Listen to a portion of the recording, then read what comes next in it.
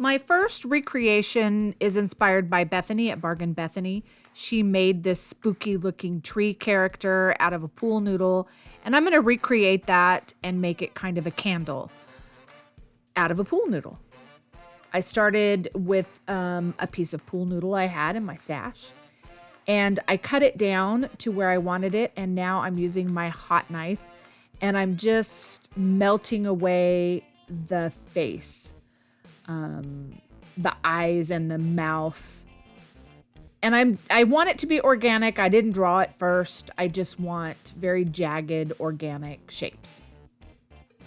I'm using a rag to clean the foam that's melted off the hot knife. And then I go at the top and I core some of it away to be able to put this little faux votive candle on the top of it. And I use hot glue and go around the rim, adding layers of drips to the hot glue. For the bottom of it, I'm gonna make some slices in the bottom so that it can sit on top this little riser that I got from Hobby Lobby on clearance. It was all chipped up. I think I got it for $1.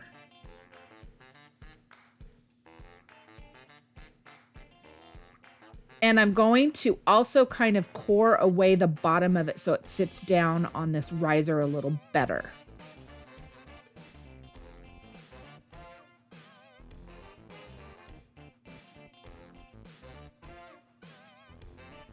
I core out a lot of it so it will sit good on this little riser.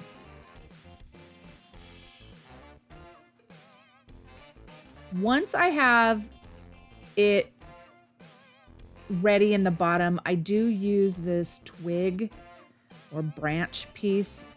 I glue it up in there so that I also have something else it will glue down to. Because of it, since the pool noodle's hollow, I want something to help it adhere. I put a lot of glue on that riser and I just squash him down on the top of it. Once he's good and adhered, I go in and clean up the edges. At this point, I'm just going to add hot glue everywhere. All over the bottom, I'm building up layers and layers. I want drips. I don't mind if it drips down the sides. I'm just going to add texture everywhere. And you can see now that I've added a lot around the top and around the sides, and I've got a lot of good drips going. Keep adding till you have it looking like you want. I went over all of it with a very good coat of ivory chalk paint, and I made sure there wasn't any green or blue left anywhere. Now I'm going to make the inside of the mouth and the eyes come out, and you can really see the character in the face. At this point, I've gone over it with a couple of different things, some black chalk paint mixed with some ivory with water.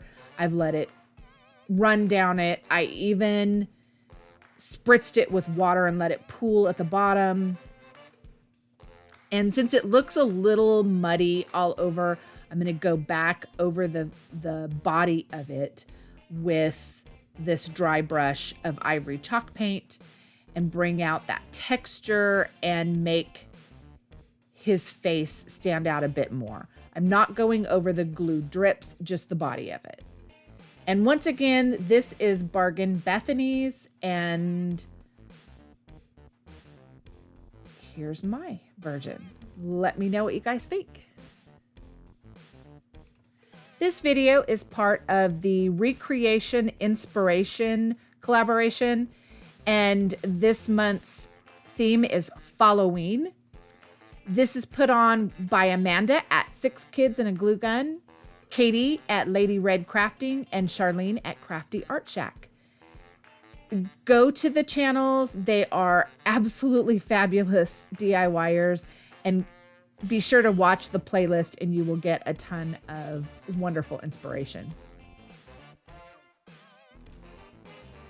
This project was inspired by this really cute picture I found on Pinterest.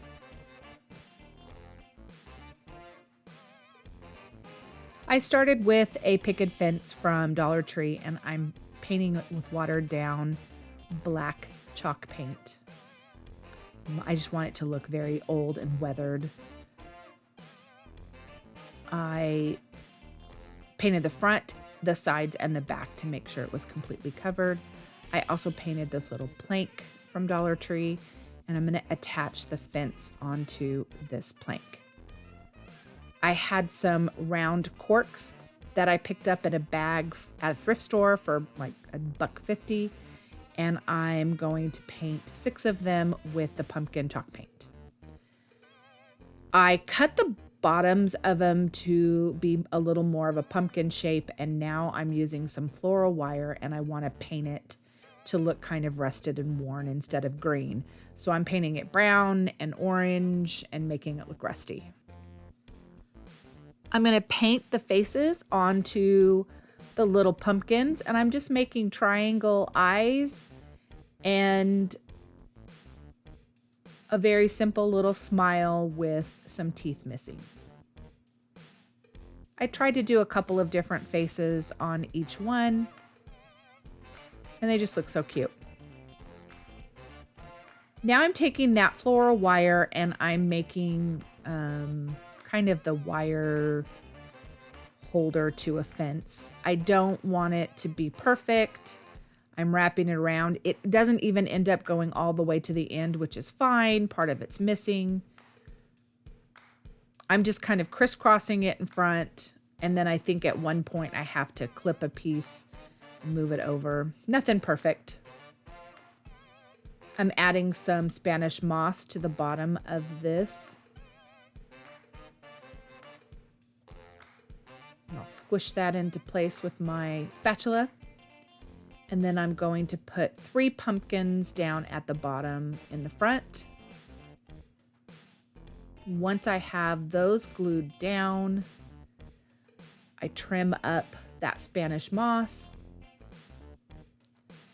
And if I didn't mention it before, I did use some tumbling tower blocks to brace this on the back side, and I painted those as well. Now I'm going to add a little bit of Spanish moss to the top rail of this fence in the back. And then I end up adding a little bit to the front as well too. Those last 2 pumpkins are going to go at the top.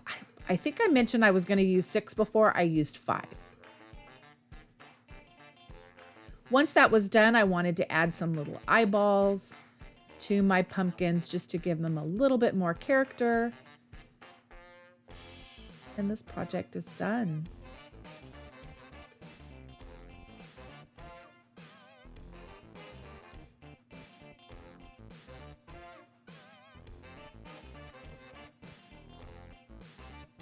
Here's a reminder of that inspiration piece.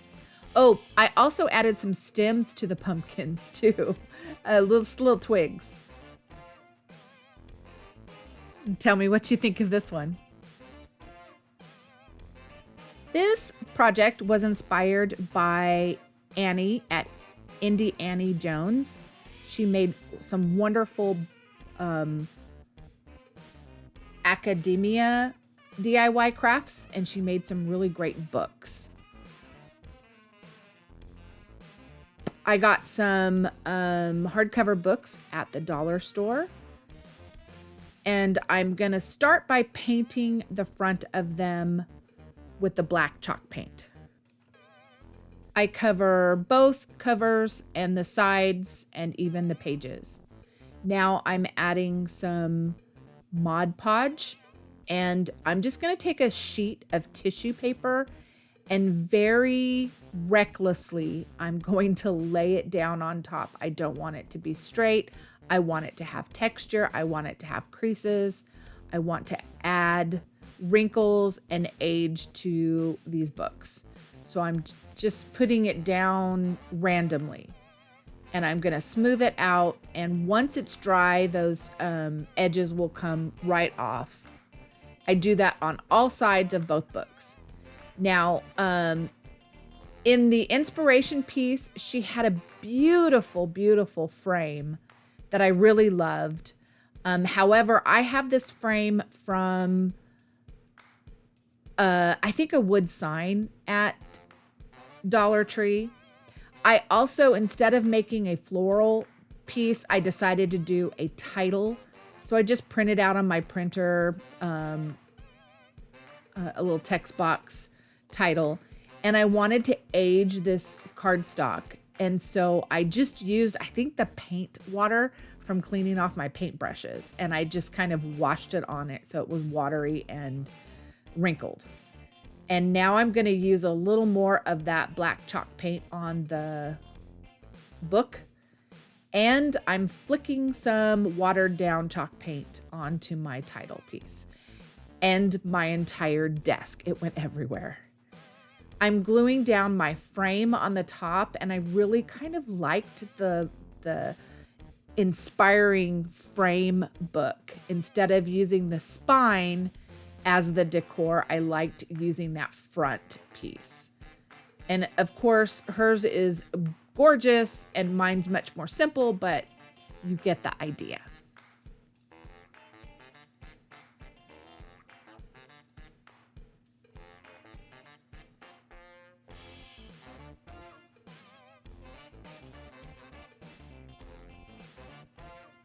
For the second book, I kind of tore the title and I Mod Podged it down to the top, and now I'm going around it with some more chalk paint to kind of take the shine of the Mod Podge away. And then I'm aging that piece with some watered down chalk paint. And then just kind of dabbing it. On this one, I'm not going to put a frame on it. I'm going to use that plastic skull and crossbones. It was thicker and I cut it in half. It was on something that kind of looked like a long garland of these. I cut it in half and I used a block inside to help glue it down to the front of my book. Let me know what you guys think of these.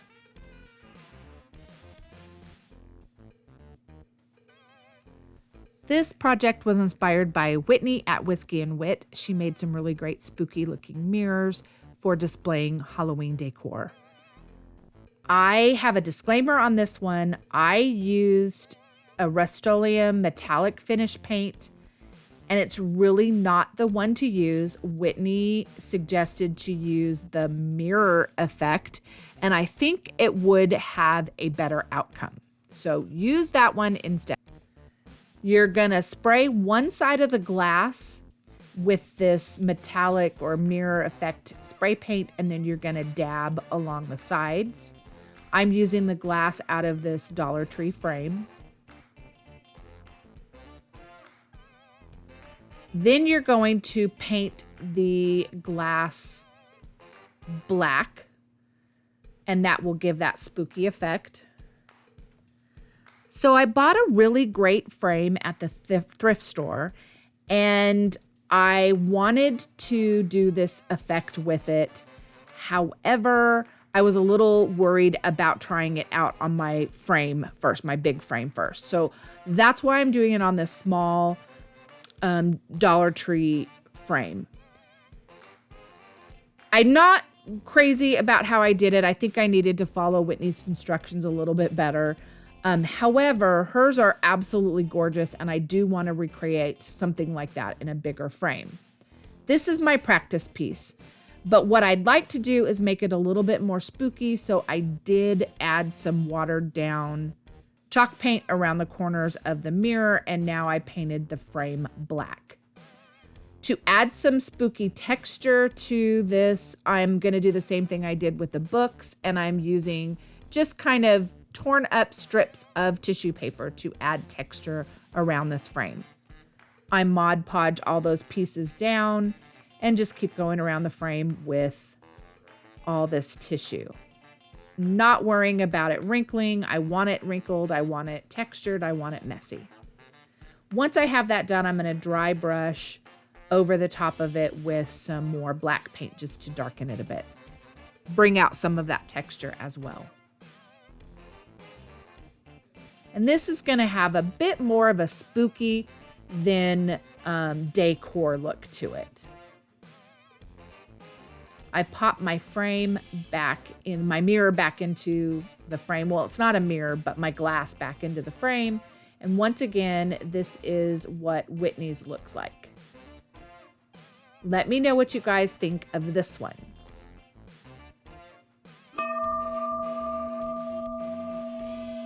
I have an update. I made this frame even spookier by printing a very light spooky image on top of a plastic sheet. They're the overhead projector sheets.